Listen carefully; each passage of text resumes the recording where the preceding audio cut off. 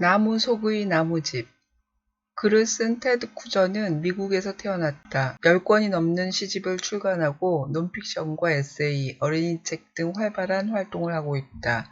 2005년 퓰리처상 시 부분을 수상했다. 그림을 그린 존 클라세는 캐나다에서 태어났다. 이건 내 모자가 아니야는 2013년 칼테코상을 받았다.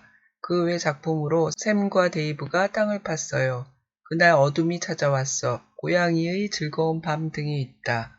이 책이 궁금한 어른들에게 생각할 주제, 세월 그리고 자연에 대해서. 작가 테드 쿠저가 말했다. 나무 속의 나무집은 시간과 변화에 대한 이야기다. 시간과 변화는 내 작품들을 통틀어 가장 중요한 주제이다. 이야기는 시처럼 간결하다. 여러 설명이나 사람들의 대화가 없다.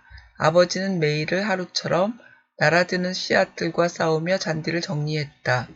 아이들을 위해서였을까? 삐죽 튀어나오는 걸 못 견디는 성미였을까? 한 장 한 장을 넘기다 보면 늙은 아버지의 뒷모습을 보게 된다. 언제까지나 마당을 정리해야 할 것 같던 아버지에게도 세월이 흘렀다. 아버지가 늙기 전에는 해마다 날아오는 씨앗들을 이겼지만 늙은 아버지에게는 버거운 일이 되었다. 아버지는 집을 떠나 자식들 곁으로 떠났다. 시간을 이길 수는 없었다. 빈집을 지킨 것은 아버지가 그토록 막아냈던 나무들의 씨앗들이었다. 잔디밭 여기저기에 물풀의 나무, 느릅나무, 팽나무, 미루나무에 연두색 잎이 달렸다. 바람이 집을 세차게 때렸지만 무너지지 않은 것은 집 벽면에 붙어 자라난 나무들 때문이었다. 그리고 놀라운 일이 생겨난다. 나무들이 힘을 모아 집을 위로 올려놓았다. 악착같이 통제하려 했던 사람의 집이었다. 자연은 조용히 집을 보듬어 단단하게 떠받쳐 주었다. 사람들은 좁은 우물 안에서 때론 이기고 때론 실패하며 늙어간다. 자연의 이치를 이해해야 할 지혜를 얻을 수 있다면 이 아둔한 고생사를 줄일 수 있을 텐데. 이 책은 어른들과 어린이들에게 평온하고 조용하게 묻고 있다. 세월 그리고 자연에 대해서. 줄거리. 처음 집이 지어졌을 때 그 집은 썰렁한 땅에 덩그러니 있었습니다. 전에는 나무가 빼곡했지만 집 지을 땅을 마련하려고 다 잘랐지요. 집 양쪽 저만치 떨어진 곳에 온갖 나무들이 자라고 있었어요. 그 집에는 여자아이와 남자아이, 아버지가 같이 살았습니다. 때때로 두 아이는 그늘에 누워 잔디를 깎고 있는 아버지를 바라보았습니다. 여름이 지나면서 꽃이 떨어지고 씨앗이 날아들었어요. 씨앗에서 싹이 돋아 자라기 시작했습니다. 온종일 일한 아버지는 저녁에도 잔디밭에 나가 새싹을 뽑고 기계로 깎았어요.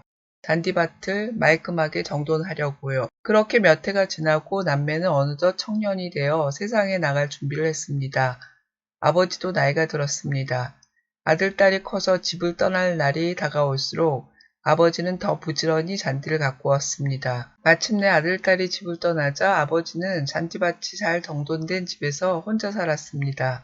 늙고 외로워진 아버지는 집과 마당을 가꾸는 일이 버거워졌어요.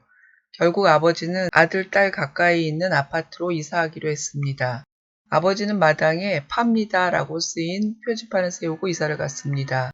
표지판 주위에는 풀이 길게 자라기 시작했고 여기저기 어린 나무가 움텄어요. 물풀의 나무, 느릅나무, 팽나무, 미루나무에 연두색 잎이 달렸지요. 공교롭게도 집을 사려는 사람은 없었습니다. 페인트 칠이 갈라져 벗겨지고 지붕널이 빠지기 시작했어요. 지붕 가장자리의 물바지에서 작은 나무가 자랐지요. 창들이 다 깨졌고 참새들이 들어와 살았어요. 가끔 아버지는 집에 들렀어요. 표지판을 다시 세우고 창문도 고쳤지만 사려는 사람이 남긴 쪽지는 없었어요. 몇 년이 지나자 아버지도 더 이상 집에 오지 않았습니다. 지붕에서 물이 쏟아져 깊이 패인 땅에 씨앗 몇 개가 떨어졌어요. 그곳에서 싹이 나더니 곧 어린 나무가 되어 집 벽면에 붙어 자랐어요. 빗물이 집 안으로 떨어져 군데군데 썩어가더니 얼마 후 집이 주저앉기 시작했습니다. 바람이 집을 세차게 때렸지만 어린 나무들 덕에 무너지지 않았습니다. 집은 손가락처럼 생긴 나뭇가지로 지은 새 둥지 같았습니다. 나무들이 점점 자라 집을 땅에서 들어올리기 시작했습니다. 처음에는 집 아래 틈으로 빛만 들더니 몇 년 지나자 바닥까지 훤히 보였어요. 나무들은 집을 위로 더 위로 올렸어요. 그 앞을 지나면 나무집처럼 공중에 떠있는 집을 볼 수 있을 거예요. 나무 속의 나무집, 나무들이 힘을 모아 떠받친 집, 작은 초록색 꽃의 향기가 바람결에 실려옵니다. 아이들과 함께 생각할 질문을 구성했습니다. 책에 드러나 있는 내용을 정확히 해석하는 질문과 숨은 근거를 찾아 추론으로 해석하는 질문, 그리고 주제에 대해 일반화한 질문을 구성했습니다. 수업 자료나 과제로 활용하시면 좋겠습니다. 정확히 읽기, 책에 있는 사실을 찾기. 여름에 그늘이 생기지 않은 이유는 무엇인가요? 아버지가 일할 때 작은 초록색 꽃의 향기가 밀려왔습니다. 하지만 아버지는 알지 못했습니다. 왜 알지 못했나요? 잔디로 날아드는 씨앗은 어디에서 온 것인가요? 아버지는 시간이 흐름에 따라 어떻게 달라졌나요? 왜 아버지는 아파트로 이사를 갔나요? 벽면으로 나무들이 붙어 자라게 된 까닭은 무엇인가요? 세찬 바람에도 집이 무너지지 않은 이유는 무엇 때문인가요?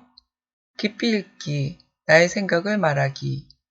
아버지는 왜 매일 잔디를 말끔하게 정리했을까요? 남매는 청년이 되어 세상에 나갈 준비를 했습니다. 세상에 나간다는 것은 무엇을 뜻할까요? 여름, 온종일처럼 시간을 나타내는 말들을 찾아보세요. 시간이 지나갔지만 변하지 않는 것들이 있을까요? 집은 손가락처럼 생긴 나뭇가지로 지은 새둥지 같았습니다. 집이 새둥지처럼 보인 이유는 무엇일까요? 나무들이 어떻게 집을 땅에서 들어 올릴 수 있을까요? 나무 속의 나무집은 어떤 쓸모가 있을까요? 여러분은 할아버지와 할머니의 어렸을 때 사진을 본 적이 있나요? 여러분이 노인이 될 때의 모습을 상상할 수 있나요? 만일 시간이 멈춘다면 움직이는 것이 있을까요? 늙고 힘도 없는 노인에게 즐거운 일은 무엇일까요? 시간의 흐름에 대해, 사람과 자연에 대해 깊이 생각해 봅니다.